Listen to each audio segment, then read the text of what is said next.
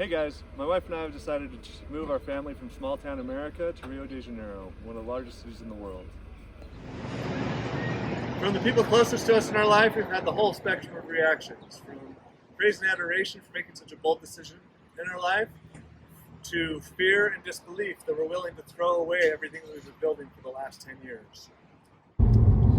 Alright, so right now you guys are watching our trip to Brazil. Meanwhile, I'm going to try and address some of the reactions that I've heard while I try to explain why this might be a really bad decision on paper, but on the other hand, might be one of the best decisions that we make with our life.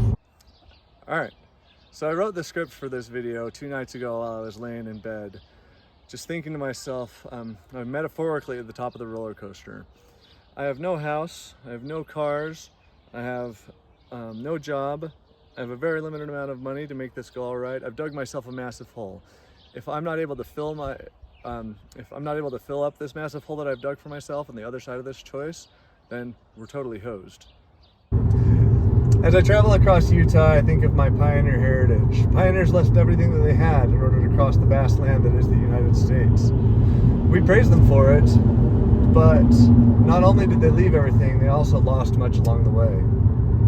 So while I still think praise is appropriate because travel can be so dangerous and unpredictable, I sometimes wonder if I should be more skeptical of their decision and actually conclude that leaving was just a poor decision. Here are some reasons why we decided to combat that fear. Here are some reasons why we decided to combat that fear in our own lives and hope that it's a good decision. So the first thing is, we want to maintain the heritage on the Brazilian side of my family. When we first started doing foster care, we found that there's an incredibly strong connection to my children's biological roots. Because of this, we've tried to maintain that correct connection by staying in touch with their biological family members. We believe that the same thing is important for my wife's Brazilian side of the family, both for her and for the children. There's also plenty of genealogy to be done on that side. All right, reason number 2, I got a little bit of time at the airport, is my kids' education. In the immortal words of Mark Twain, travel is fatal to prejudice, bigotry, and narrow-mindedness, and many of our people need it solely on these accounts. So if it's my job to educate my children, shouldn't this be part of the education? Language skills, world experience, even being a minority, these tend to be typically neglected in our modern education system, while we focus on music, sports, getting straight A's. And I think to myself, what good is the latter if we're not willing to learn to accept the human race as a whole? So third, and maybe one of the most obvious, is that Lonnie has family in Brazil. While we've been able to maintain and grow a good relationship with our family here in the United States, we are excited to do the same thing with our family in Brazil. One of my favorite quotes is by Andrew Solomon, and he says that he believes in only additive measures of love and not subtractive ones. And so anybody else that I can add to my family is a pretty exciting ordeal. So Stansbury Park is one of the safer, nicer, wealthier areas of the country. It's got big houses, open spaces, good neighborhoods, great schools, but it's not that high on adventure. We decided to flip our values and go somewhere that's a much higher on adventure and excitement. So number 5, and the discussion that I'll have for the rest of this video, is a career break.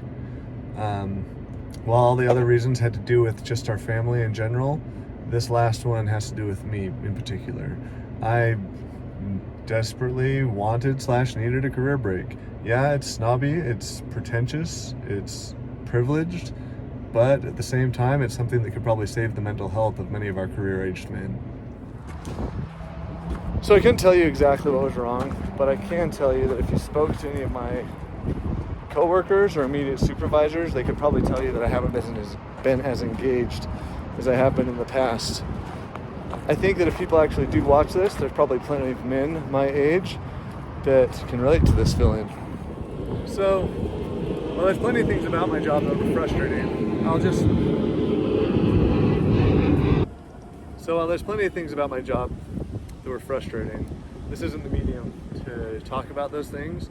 But what I will say is, I will say that I loved my job. I actually really enjoyed it, but I felt I had become the embodiment of the Peter Principle, which is that I rose to the level of my own incompetence which is okay, except for that I didn't have the drive to pull myself out of it. So let me explain. One of the problems was that while I thought my ideas were pretty good at work, I do not feel like people accepted them the way that they should have. And this can mean one of three things. One, my ideas aren't as good as I think that they are.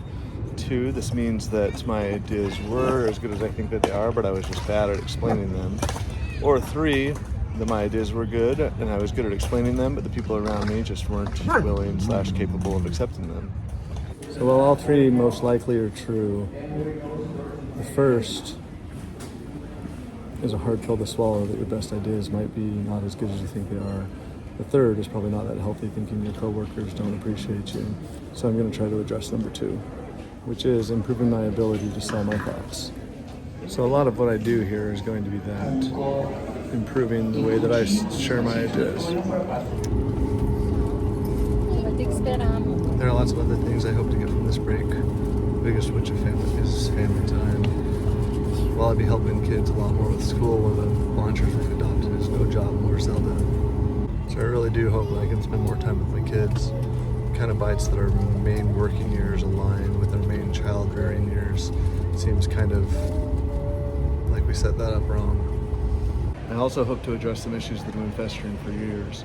Dog training issues, certain children's grades, personal health, and even personal friendship. I see the writing on the wall. I see what middle-aged men look like and what they do. And I feel like it's time that I make a decision and fix some things. So finally, I would say that my goals are a huge reason why I feel like I need a career break. Every year I make a spreadsheet at the beginning of the year outlining the goals that I want to achieve, and at the end of every year I show how well I did it. And I tell you that just so that you know how cool I am. But for the last 5 years I've had the same goals on my list, and I'm not sure if there's too many things in life that scare me more than that. Can I also say that I wish my language skills were better? I speak 3 languages, Portuguese, Spanish, and Arabic, and all of them poorly. I really hope this kind of fixes at least one of those.